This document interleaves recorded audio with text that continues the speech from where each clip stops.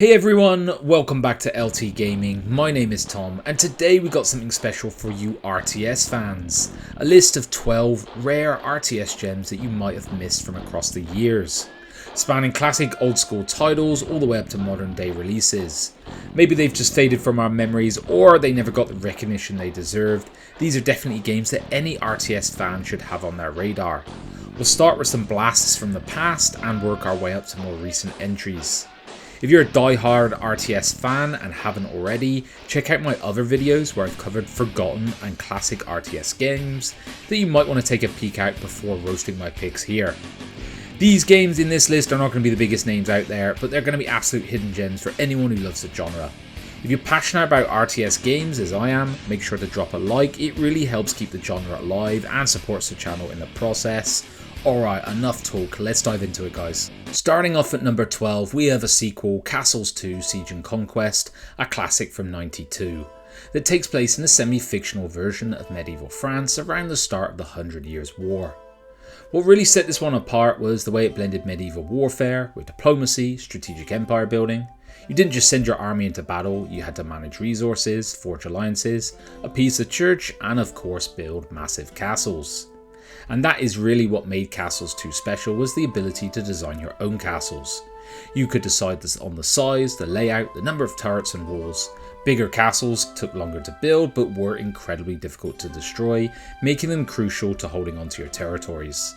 This level of customization wasn't something you saw much of back in the day, and it gave the game a unique layer of strategic depth. Despite being praised at the time, even being dubbed a first-rate strategy title, Castles 2 just got lost somewhere along the way. Maybe it was overshadowed by flashier games that came out around the same period, but for RTS fans this one is worth revisiting. The combination of castle building, diplomacy, that retro vibe and feel makes it a rare gem that still holds up today. Coming in at number 11, we've got Warwind. Released back in '96, this is a real-time strategy game that lets you experience an epic conflict through the eyes of 4 very different races, each with their own strengths, weaknesses and unique abilities. You've got 28 ready-to-play scenarios and a storyline that is more akin to something out of an RPG than an RTS, and it's free on Steam, so check it out. On the surface, Warwind might seem familiar if you played games like Warcraft. Classic setup, gathering resources, building armies and battling it out. But where it really shined was the variety of units and the way it used hero units. Each race had its distinct units with special ranks, and there are even these wild hero units that can show up during missions or pop up at inns once certain conditions are met. These heroes were stronger, they could shift the tide of the battle and give you unique advantages. Now, despite some strong reviews at the time and even being a finalist for several Strategy Game of the Year awards, Warwind ended up just getting overshadowed by bigger titles like Age of Empires and StarCraft. It did get a sequel, but it couldn't maintain that momentum. But RTS fans should absolutely give this game a shot, particularly if you love a classic.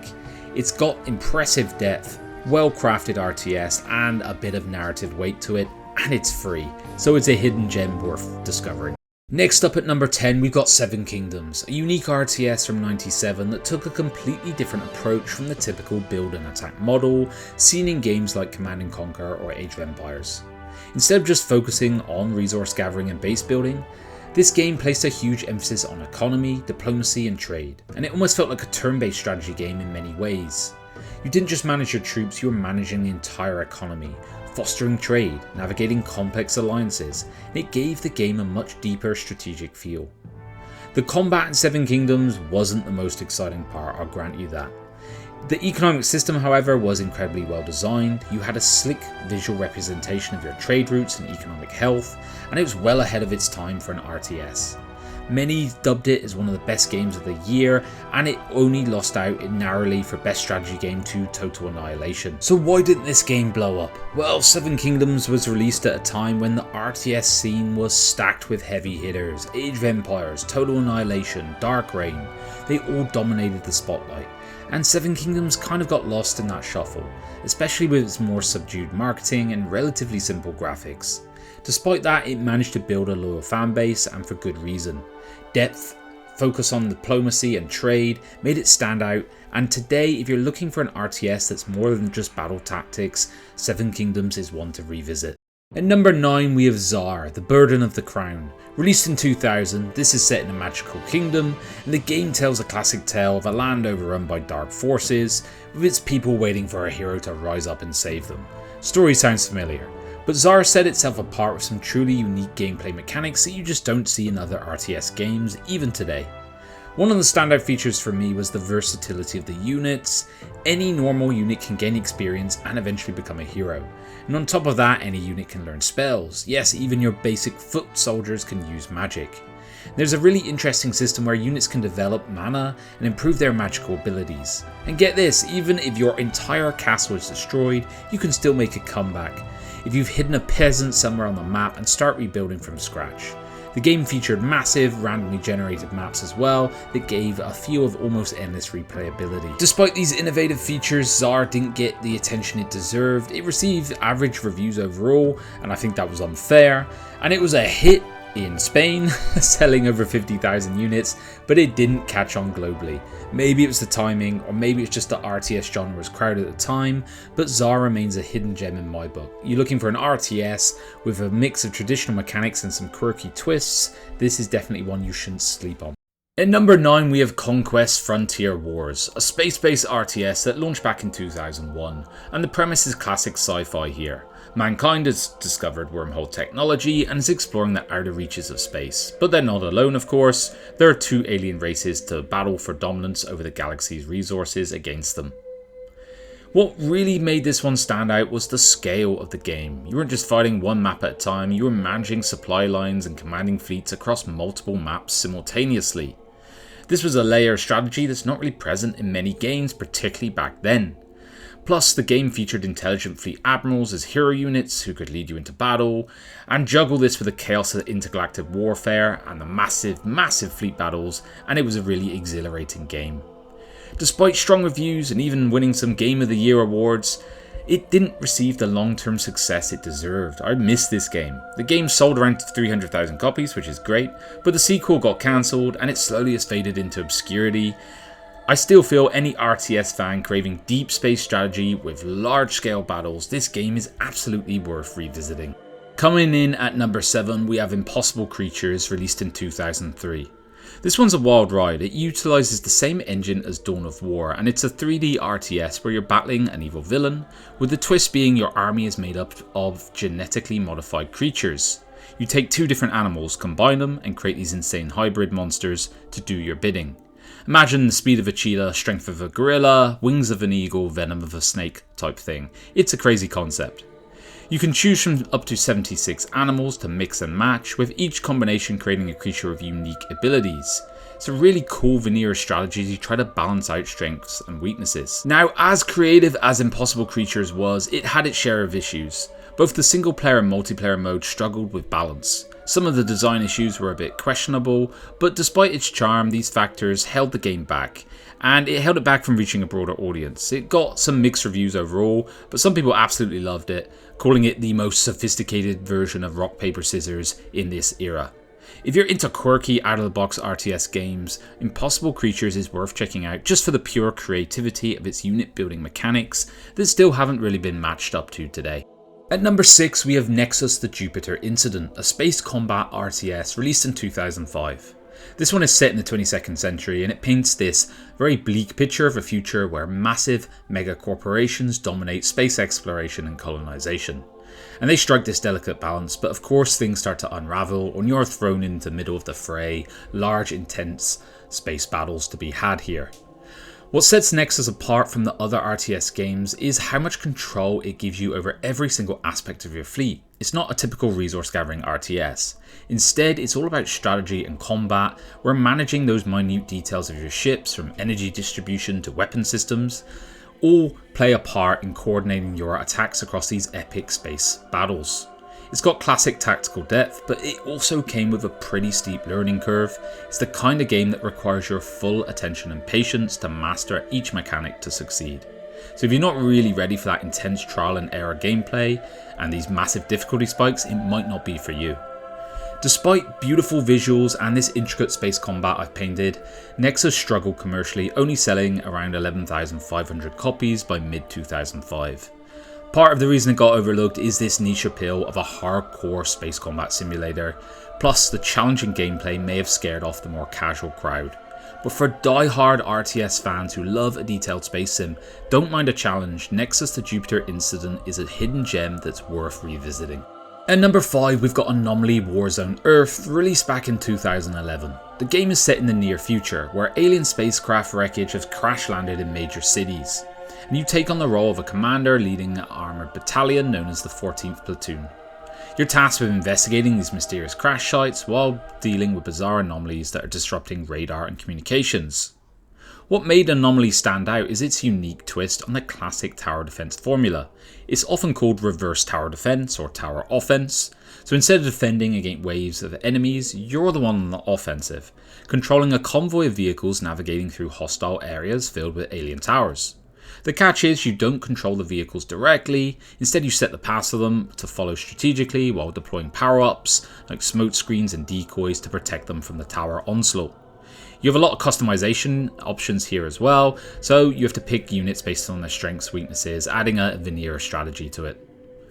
While Anomaly Warzone Earth was praised for its unique gameplay, solid mechanics, and received very positive reviews at launch for the innovative twist on the genre, it eventually faded from conversations, and I find that it's quite a niche genre overall. But if you're a fan of strategy games, looking for something a little different, take a look at this game. Coming in at number 4 is Star Ruler 2, released back in 2015. It's a grand-scale 4X RTS hybrid set in space, where you choose from 7 pre-made races or create your own, and this game has absolutely massive scale. You can explore dozens, hundreds, or even thousands of systems in a galaxy teeming with unique planets. What really made Star Ruler 2 special was this fusion of 4X exploration and real-time strategy mechanics. The game plays out in real time but can be paused at any moment. It gives you full control over your decision making.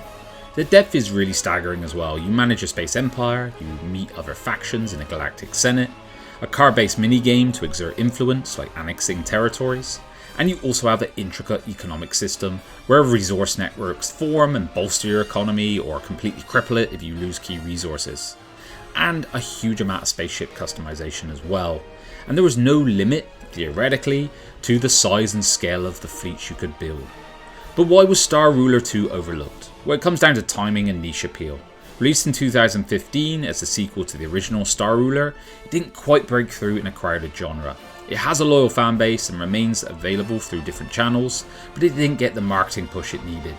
In 2018, the devs made this game open source, releasing everything except the music, which gave it a second life in the modding community. If you're looking for deep, strategic space sims with political intrigue and a lot of customization, Star Ruler 2 is a game you should dive into. At number 3 we have Masters of Anima, released in 2018. This game takes you on a magical journey through the world of Spark, where you face off against forces of evil in a fast-paced strategic battle setup. It's an action-packed adventure where you summon and control armies of up to 100 guardians, all while making split-second tactical decisions. What set it apart was its intuitive gameplay design, and it's made to work with both controllers and traditional mouse and keyboard setups, meaning it has a great accessibility to it. What made the game special was its simplicity without sacrificing depth. It's perfect for those who want to be introduced to the RTS genre and are usually intimidated by the usual complexity that a lot of titles have. Mechanics are easy to grasp, and strategic elements are introduced at a pace that makes it feel very approachable. The game has solid tactical combat, a fully voiced storyline, and a surprising level of polish that you don't always see in some smaller titles. So why was Masters of Anima overlooked? It's hard to pinpoint on this one. It likely came down to it being more of a niche title that didn't get the kind of marketing push it needed to stand out. It has strong gameplay and a great story, but it simply flew under the radar for many gamers, including myself.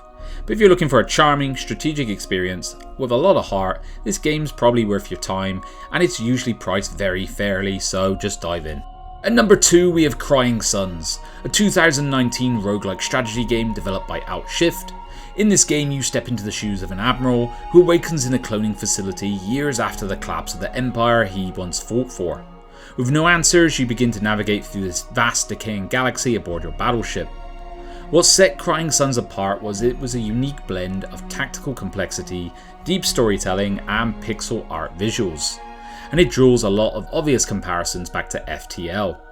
It stands out on its own though, with a rich narrative focus, and the galaxy you explore is filled with random events, ship-to-ship battles, and a world-building style that keeps you hooked. The pixel art aesthetic also adds a retro charm to this dark dystopian setting. This game was a critical and commercial success and drew a lot of comparisons back to FTL, but sadly it didn't quite hit that same level of mainstream attention. It was well received across the board, but it lacked the difficulty and replayability, or at least the perception of, that FTL had that made it such a standout. Crying Suns is absolutely worth your time. It's a combination of tactical gameplay and storytelling that really makes for a compelling journey through a galaxy in ruins. At number 1 we have Winter Falling Battle Tactics, released in 2024, and it's a tactical strategy game where you lead a mercenary company through a bleak dying world. It's a game of survival, strategy and tough decisions. Whether you're managing your army's resources, scavenging for supplies, or occasionally burning down a village to stay up and running, it's a game that's inspired by FTL and the Total War series. What sets it apart is a combination of real-time battles where you can pause the action to strategize, and deeper world map management. Outside of combat, you make tough decisions that affect the bigger picture, like how do you keep your soldiers well fed. Looting a town maybe might be worth the risk in this instance. The game comes with a cool map editor and a lot of modding support, so it lets you create custom battles, units, weapons and new races. It's a blend of classic strategy influences with a fresh take, offering both macro and micro level gameplay. Despite its innovative features and positive reception, it has a 92% positive review rating on Steam. Winter Falling remains a little bit under the radar. It only has around 300 reviews, and I think it's a hidden gem that deserves more attention, especially for those looking for a tactical strategy game with tons of customization and long-term replayability. There is massive potential here, and the devs are continuously updating the game, so go check it out. And there you have it, 12 underrated RTS gems that flew under the radar and deserve a lot more love. Whether you're into old school strategy or modern takes on the genre, these games bring something unique to the table, so hopefully this list has given you a few new titles to check out and even reignited your love for some forgotten favourites. If you've enjoyed the video, give us a like, help us out on YouTube with the algorithm, hit the subscribe button if you love gaming content, we've got plenty more coming. And as well, let me know in the comments what are your hidden RTS gems. I'm always on the lookout, and from your comments on the previous videos I found a bunch, so please keep them coming, and I'll see you guys on the next one. Bye bye.